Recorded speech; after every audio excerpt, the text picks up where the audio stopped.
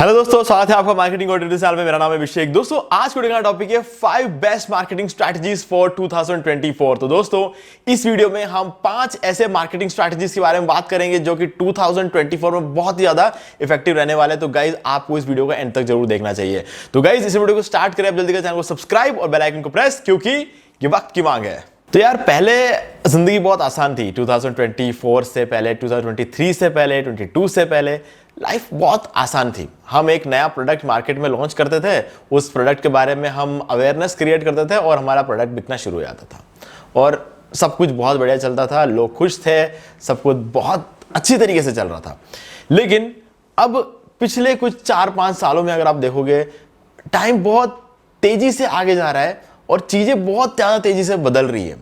मतलब अगर आप अपडेट नहीं होगे तो चीजें आपके लिए तो काम नहीं करेगी। आपको लगेगा दुनिया तरक्की कर रही है, लेकिन आप वहीं के वहीं हो, ऐसा आपको लगना शुरू हो जाएगा, क्योंकि चीजें बहुत तेजी से बदल रही है ना। आज जो चीज आप देख रहे हो या फिर आज जो चीज आपके लिए इफेक्टिवली काम कर रही है, जरूरी नहीं है कि वो कल सुबह इफेक्टिवली काम करे, क्योंकि चीजें बहुत तेजी से यहां पर जो है, हम यूं कह सकते हैं, इवॉल्व हो रहे हैं, ऐसा भी कह सकते हैं, या फिर दुनिया में सब लोग ज्यादा बेवकूफ होते जा रहे हैं, ऐसा भी लगता है कभी कभी।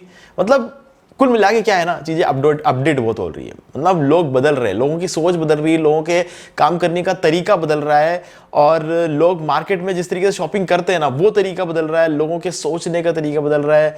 लोग पहले प्रोडक्ट देखते थे, फीचर्स देखते थे और खरीदते थे, आज लोग रिव्यू देख के खरीदते हैं, है ना। ये सब चीजें बहुत तेजी से ज्यादा इवॉल्व हुई है और कुछ लोग जो है इस टाइम के साथ इवॉल्व नहीं हो पाए, है ना। या फिर अगर आप इस टाइम के साथ इवॉल्व नहीं हो पाओगे तो दोनों ही केसेस में नुकसान हो जाता है, ठीक है। तो यहां पर जो मार्केटिंग स्ट्रैटेजीज है किसी भी प्रोडक्ट को बेचने के लिए, वो भी चेंज हुई है ना।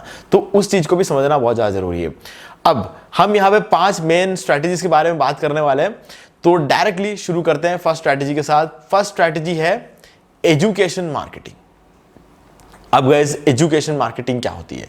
देखो, यहां पे क्या रहता है कि हम अगर एक प्रोडक्ट को लेते हैं और डायरेक्टली उसको बेचना शुरू करते हैं, ये ले लो, ये प्रोडक्ट ले लो, प्रोडक्ट ले लो, तो शायद कुछ लोग उसको ना खरीदे या फिर कोई भी ना खरीदे। पहले बिक जाता था, लेकिन आज की डेट में वो ऐसे ही नहीं बिकता है। अगर आप ऐसे ही कोई प्रोडक्ट लेकर बैठ जाओगे और आप उसे बेचना शुरू करोगे तो लोग नहीं खरीदेंगे, ठीक है। क्योंकि एक तो ये चीज होती है कि लोग को पता नहीं है ये प्रॉब्लम हमारे लाइफ में है और इसको सॉल्व करने की जरूरत है, ये पता नहीं है। आप बोलोगे कि मेरे पास ये प्रोडक्ट है और आपके लाइफ के इस पर्टिकुलर प्रॉब्लम को मेरा ये प्रोडक्ट सॉल्व कर देता है। पहले इतना करना बहुत था, लोग समझ जाते। आज के डेट में लोग ये समझ ही नहीं रहे उनकी जिंदगी में प्रॉब्लम क्या है, ठीक है। तो पहले तो आपको एक नीड जनरेट करनी पड़ेगी, फिर आपको उन लोगों का मतलब ये फील कराना पड़ेगा कि ये चीज आपको सीखनी चाहिए, फिर वो लोग उसे सीखने की कोशिश करेंगे, तब उनके लाइफ में प्रॉब्लम जनरेट होगी, और जब वो प्रॉब्लम जनरेट होगी फिर आपका प्रोडक्ट जो है वो काम में आएगा। तो कहने का मतलब, एक चलते फिरते आदमी को आपको पहले तो पकड़ के किसी में इन्वॉल्व करना है, और इन्वॉल्व करने के बाद जब वो इन्वॉल्व हो जाएगा तब उसको प्रॉब्लम्स आनी शुरू होगी, और जब प्रॉब्लम्स आनी शुरू होगी तब जाके आपका प्रोडक्ट काम में आएगा। कुछ ऐसा मार्केट हो गया है। तो आपको भी वही चीज करनी है। आपको सबसे पहले तो एजुकेशन प्रोवाइड करना है लोगों को आपको वैल्यू क्रिएट करके, आपको कंटेंट क्रिएट करके, आपको अच्छा खासा वैल्यू प्रोवाइड कराना लोगों को। जब वैल्यू प्रोवाइड कराओगे तो लोग कुछ ना कुछ सीखेंगे, ठीक है। जब लोग थोड़ा सीखते हैं ना, तो लोगों के अंदर ये उत्सुकता रहती है कि और ज्यादा सीखें। जब वो और ज्यादा सीखने जाते हैं तो उन्हें प्रॉब्लम आती है, और जब वो और ज्यादा उस चीज के बारे में जानते हैं, करना शुरू करते हैं, तो और ज्यादा प्रॉब्लम आती है। तो हमें अपना कंटेंट अपने प्रोडक्ट से रिलेटेड कंटेंट बनाना है, और फिर वो जो है आपको उस चीज में बताना है कि ये प्रॉब्लम उनके लाइफ में आएगी, जब आएगी तो सॉल्व करने के लिए ये प्रोडक्ट रहेगा वहां पे। तो इस तरीके से आपको जो है एजुकेशन मार्केटिंग करनी है।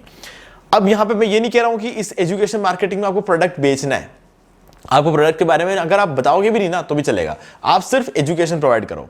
अब इसके बाद क्या होता है, आप अगर प्रोडक्ट को प्रमोट करना चाहते हो उसके साथ में तो कर सकते हो, थोड़ा बहुत आपको रिजल्ट उसमें मिलेगा, लेकिन इससे ज्यादा रिजल्ट आपको सेकंड मार्केटिंग स्ट्रेटेजी में मिलेगा, जिसको हम कहते हैं कम्युनिटी मार्केटिंग। सबसे पहला काम होता है एजुकेशन, और उसके बाद आता है कम्युनिटी मार्केटिंग। अब एजुकेशन मार्केटिंग के थ्रू आपकी कम्युनिटी बनती है, बताता हूं कैसे। फॉर एग्जाम्पल, मेरा ये नया YouTube चैनल है, ठीक है। मैंने इस YouTube चैनल में मैं चाहता हूं कि मैं इस YouTube चैनल के थ्रू लोगों को मार्केटिंग सिखाऊं, डिजिटल मार्केटिंग सिखाऊं फ्री में, ये मेरा जो है मकसद है इसको बनाने का। ठीक है, अब यहां पर जो है मैं ये सिखा रहा हूं, मार्केटिंग सिखा रहा हूं। इसके बाद हमारा डिजिटल मार्केटिंग का सीरीज आएगा। अब इसमें क्या होगा, मेरे पास अभी है 440 सब्सक्राइबर्स। ठीक है, अब इस 440 सब्सक्राइबर्स में से कुछ 40-50 सब्सक्राइबर्स ऐसे हैं जो मेरे साथ एंगेज होते हैं। अब ये जो सब्सक्राइबर्स मेरे साथ एंगेज होते हैं ना, अब ये एंगेज होने वाले सब्सक्राइबर्स सबसे फेवरेट सब्सक्राइबर्स हैं मेरे। क्यों? क्योंकि ये मुझे कमेंट कर रहे हैं, मेरे वीडियोस पे लाइक कर रहे हैं। ठीक है, मेरे कम्युनिटी पोस्ट के साथ एंगेज हो रहे हैं। ठीक है, तो अब मैं क्या करूंगा, इन 40-50 सब्सक्राइबर्स को एक नई कम्युनिटी में ऐड करूंगा। हो सकता है मैं अपने चैनल का एक मेंबरशिप ओपन कर दूं। ठीक है, या फिर क्योंकि उसके लिए तो पे करना पड़ेगा, या फिर मैं एक फेसबुक ग्रुप बना लूं, व्हाट्सएप ग्रुप बना लूं। ठीक है, तो इस तरीके से मैं इन 40-50 लोगों को लेकर एक नई कम्युनिटी बिल्ड करूंगा ताकि रिलेशनशिप स्ट्रांग बने। ठीक है, इस कम्युनिटी में क्या रहेगा, रिलेशनशिप स्ट्रांग बनेगा। देखो, पहले एक तो ये है कि आप लोग मेरा वीडियो देख रहे हो। ठीक है, अब मेरा वीडियो देखने के बाद अगर आप मुझसे कमेंट करोगे तो मेरी नजर आप पे पड़ेगी। ठीक है, अब आगे जाके आपको अगर कुछ भी रिक्वायरमेंट होगी या मुझे कुछ रिक्वायरमेंट हुई, हम एक दूसरे से बात कर सकते हैं। ठीक है, अगर मुझे कल अगले टॉपिक के लिए, अगले वीडियो के लिए मुझे टॉपिक चाहिए तो मैं आपसे पूछ सकता हूं कि मुझे ये टॉपिक बता दो। हो सकता है उस टॉपिक में आपको कोई दिक्कत आ रही होगी, मैं उस पर रिसर्च करूंगा, उस पर एक अलग से वीडियो बनाऊंगा। तो जब मैं वो वीडियो आपके लिए बना के दूंगा तब हमारा जो रिलेशनशिप है वो और ज्यादा स्ट्रांग बनेगा। ठीक है, तो ये कैसे हो पाया, ये आपके कमेंट से होगा, आपके लाइक से होगा, आपके किसी भी तरह के एंगेजमेंट से होगा। ठीक है, भले वो आप कम्युनिटी पोस्ट के साथ एंगेज हो जाओ। तो क्या होगा कि फिर मुझे पता चलेगा, ओके, ये इतने लोग हैं जो मुझ पर ध्यान दे रहे हैं, मेरा कंटेंट देख रहे हैं और रेगुलरली मुझे फॉलो कर रहे हैं। ठीक है, तो अब आप लोगों के लिए एक अलग कम्युनिटी बनेगी। ठीक है, अब उस कम्युनिटी के अंदर इससे भी बढ़िया कंटेंट डलेगा, इन डेप्थ कंटेंट डलेगा। इन डेप्थ कंटेंट मतलब जहां पर मैं और भी ज्यादा डिटेल में एक एक बंदे की प्रॉब्लम्स को सॉल्व कर सकता हूं। इस तरीके की कम्युनिटी बने तो इससे क्या होगा, रिलेशनशिप और ज्यादा स्ट्रांग होगा। अब क्या होगा, ये जो कम्युनिटी होगी ना, ये जो कम्युनिटी होगी ये और भी ज्यादा इफेक्टिव होगी मेरे नॉर्मल एजुकेशन मार्केटिंग से, क्योंकि यहां पर जो लोग हैं वो प्रॉपर्ली एंगेज होने वाले लोग हैं, फिल्टर्ड लोग हैं जो एंगेज होते हैं। ठीक है, तो यहां पर मेरे प्रोडक्ट्स बिकने के ज्यादा चांसेस थे क्योंकि मैं यहां पर लोगों को उससे भी कहीं ज्यादा वैल्यू दे रहा हूं। ठीक है, डायरेक्टली उनसे बात कर रहा हूं, डायरेक्टली उनसे रिलेट कर रहा हूं, डायरेक्टली उनके साथ अच्छा खासा एक रिलेशनशिप मेंटेन करके रख रहा हूं। तो अब यहां पर मेरे प्रोडक्ट्स बिकने के चांसेस और भी ज्यादा है। तो कम्युनिटी मार्केटिंग में कन्वर्जन और भी ज्यादा हो जाता है, लीड्स भी ज्यादा जनरेट होते हैं और कन्वर्जन भी ज्यादा होता है। ठीक है, अब इसके बाद तीसरा आता है, या फिर हम कह सकते हैं तीसरा स्टेप, कॉन्टेस्ट मार्केटिंग। अब गाइस देखो, कम्युनिटी तो मैंने बना ली। अब इस कम्युनिटी के अंदर क्या होगा कि अगर किसी को प्रॉब्लम होगी तो मुझसे कांटेक्ट करेगा। ठीक है, अगर मुझे कुछ बात करनी होगी तो मैं करूंगा। ठीक है, जिनको उसका जवाब देना होगा वो देंगे। अब यहां पर इंटरेस्टिंग चीज क्या रहती है कि यहां पे सबको एंगेज करना जरूरी है। ऐसा नहीं कि मैंने एक कम्युनिटी बना दिया, अब उस मेरे पहले एजुकेशन मार्केटिंग में से 3-4 लोग जो है कम्युनिटी में आए, मतलब 100 जनों में से 4 जने कम्युनिटी में आते हैं, 400 में से 50 जने कम्युनिटी में आ जाते हैं। कम्युनिटी में जब एक बार आ गए वो लोग, उसके बाद मैं सोचता हूं कि ये सबके सब मेरे साथ एंगेज होते ही रहेंगे हमेशा। ये जरूरी नहीं है, सबके लाइफ में अलग अलग काम आते हैं, रोज के रोज वो कोई भी एंगेज नहीं होने वाला। तो मुझे वहां पर एंगेजमेंट बनाए रखना है, तो बनाए रखने के लिए मैं क्या करूंगा, कॉन्टेस्ट निकालूंगा। अब कॉन्टेस्ट का फायदा ये होता है कि लोग क्या सोचते हैं, लोग कहीं ना कहीं इन्वॉल्व होना चाहते हैं, लोग एक स्टेज चाहते हैं, लोग इन्वॉल्व होना चाहते हैं। ठीक है, लोग पार्टिसिपेट करना चाहते हैं, लोग पार्टिसिपेट करके कुछ जीतना चाहते हैं। तो मैं क्या करूंगा, कॉन्टेस्ट रखूंगा। कॉन्टेस्ट कुछ भी हो सकता है, किसी भी तरह का कॉन्टेस्ट हो सकता है, कहीं पे भी उनको इन्वॉल्व कराऊंगा। फॉर एग्जाम्पल, मेरा एक फेसबुक ग्रुप है, फेसबुक ग्रुप पे मैं हर हफ्ते एक 5-10 क्वेश्चंस का एक क्विज जो है निकाल देता हूं, अगर मान लो, और उस क्विज में से सबसे ज्यादा सही जवाब देने वालों को मैं पर्टिकुलर अपना एक प्रोडक्ट जो है फ्री में दे दूंगा। ठीक है, तो इससे क्या होगा, वो लोग एंगेज होते रहेंगे और एक प्रोडक्ट बिकेगा। अब उनके थ्रू वो प्रोडक्ट और ज्यादा आगे मार्केट होगा। अब जैसे मैं कोई भी स्विगी वाले जब अपना वो टिफिन लेकर आते हैं ना, उस पर क्या है, स्विगी के स्टिकर्स लगे होते हैं, उससे क्या होता है, मार्केटिंग होती है स्विगी की, है ना। तो वैसे ही जब मैं एक प्रोडक्ट किसी को दूंगा, उस प्रोडक्ट के बारे में 4 जने और जानेंगे। मेरा एक प्रोडक्ट फ्री में गया, कोई बात नहीं, लेकिन इससे क्या होगा, मेरा वो कम्युनिटी हमेशा एक्टिव रहेगा, उस कम्युनिटी में हमेशा सेल्स होने के चांसेस बढ़ते रहेंगे। अगर मैं कोई चीज किसी को फ्री में देता हूं और वो उसका पड़ोसी देखता है कि ओके यार ये चीज को फ्री में मिली लेकिन कमाल की चीज है, तो वो पूछेगा कि आपने कहां से भी, तो ये बोले कि यहां पर एक कॉन्टेस्ट था, मैं जीता था। तो अब आपको वो पूछेगा तो मुझे खरीदना हो तो क्या करना पड़ेगा, तो वो बंदा बताएगा खरीदना तो क्या करना पड़ेगा, तो डायरेक्टली मेरे प्रोडक्ट की मार्केटिंग होगी। तो इस तरीके से भी मेरे सेल्स हो सकते हैं, है ना। तो इसके लिए क्या करना पड़ेगा, अच्छा रिलेशनशिप मेंटेन करके रखना पड़ेगा और उनको इन्वॉल्व कराते रहना पड़ेगा, पार्टिसिपेट करवाते रहना पड़ेगा कॉन्टेस्ट मार्केटिंग का यूज करके। तो यहां पर और भी ज्यादा जो है वो कम्युनिटी जो मैंने बिल्ड की है ना वो और ज्यादा स्ट्रांग हो जाएगी, ठीक है। तो ये चीज करना बहुत ज्यादा जरूरी है। अब आता है गाइस एंटरटेनमेंट। अब देखो एंटरटेनमेंट का इन तीनों चीजों से कोई खास रिलेशन नहीं है। हाँ, हालांकि ये बात और है कि एंटरटेनमेंट भी एक तरह से कंटेंट ही है, लेकिन यहां पर जो सीरियस काम करते हैं ना हम, जैसे B2B बिजनेस हो गया हमारा, ठीक है, जहां पर क्या सीरियस काम होता है, यहाँ पे मजाक मस्ती नहीं होता है, यहाँ पर सीरियस काम होता है, वहां पर आप एंटरटेनमेंट वाले कंटेंट का यूज नहीं कर सकते। आप वहां पर जो है रील्स नहीं बना सकते, कच्चा बादाम पे आप नाच के नहीं जा सकते, क्योंकि यहाँ पर सीरियस काम हो रहा है। लेकिन अगर B2C हो रहा है, मान लो कि अगर आपके कोई क्लॉथिंग इंडस्ट्री है, मान लो कि आपके कोई शूज फुटवेयर की इंडस्ट्री है, आपके हो सकता है कुछ वॉच वगैरह की इंडस्ट्री हो सकती है, आपके वेरेबल्स की इंडस्ट्री हो सकती है, आपके मतलब कुछ भी एक्स्ट्रा, मतलब जो अगर मान लें कि हम जो कपड़े वगैरह हम पहनते हैं, इन सब चीज़ों से अगर रिलेटेड कोई इंडस्ट्री है आपकी, यहाँ तक कि अगर आपका फूड क्लॉथिंग इन सब चीज़ों कुछ भी हो अगर आपको, तो इसको आप कहीं ना कहीं इसमें जो है रिलेट करा सकते हो। तो वहां पर अगर आप ये सब रील्स बनाते हो तो आपकी इफेक्टिव हो सकती है, क्योंकि यहाँ पर आप अपने कपड़े, अपने खुद के ब्रांड के कपड़े पहनकर ये डांस कर रहे होंगे, आप जो भी परफॉर्म कर रहे होंगे उसके अंदर वो कर रहे होंगे, तो वहां पर ये चीज़ें इफेक्टिव हो सकती है। तो आप इनडायरेक्टली लोगों को जो है इसे अट्रैक्ट कर सकते हो, क्योंकि एंटरटेनमेंट के लिए ही आज के डेट में लोग मोबाइल फोन चलाते हैं। लोगों को हर 60 सेकंड में, या फिर मैं थोड़ा सा और एग्जैक्टली बोलूं, हर 59 सेकंड में लोगों को नया एंटरटेनमेंट चाहिए, ठीक है। क्योंकि आज के डेट में लोगों के पास जो अटेंशन स्पैन है ना वो बहुत ही कम हो चुका है। पहले एक जमाना था जब टीवी नहीं आई थी, लोग घंटों घंटों बैठ के किताबें पढ़ लेते थे, अखबार पढ़ लेते थे, ये सारी चीज़ होती थी। जैसे ही टीवी आई, टीवी आने के कुछ साल के अंदर अंदर लोगों का जो अटेंशन स्पैन है ना वो 20 मिनट का रह गया था। अगर मैं अपने स्कूल टाइम की बात करूं तो स्कूल टाइम में मैंने रियलाइज़ किया कि मेरा अटेंशन स्पैन सिर्फ 20 मिनट का रह गया है। मैंने रियलाइज़ किया था मेरे स्कूल टाइम। उसके बाद धीरे धीरे जब कॉलेज में आया तो मोबाइल फ़ोन आया, फिर हम अपना पसंद का कंटेंट देखना हमने शुरू किया। पहले टीवी में क्या था, जो आता था वो देखना ही पड़ता था। पर आज की डेट में हमारे पास मोबाइल फ़ोन है, लैपटॉप से सब कुछ है, इंटरनेट है, जो हमें पसंद होगा हम वो देखेंगे। तब ऐसे में कहीं ना कहीं कभी हमेशा आपको एक ऐसा कंटेंट मिलेगा जो हमें पसंद होगा। हम ढूंढते रहते, देखते रहते, हमारा टाइम कैसे निकलता है हमें पता नहीं चलता। और आज के डेट में जब रील्स बनने लग गए हैं तब हमारा जो अटेंशन स्पैन है वो गाइस घट के सिर्फ 59 सेकंड रह गया है।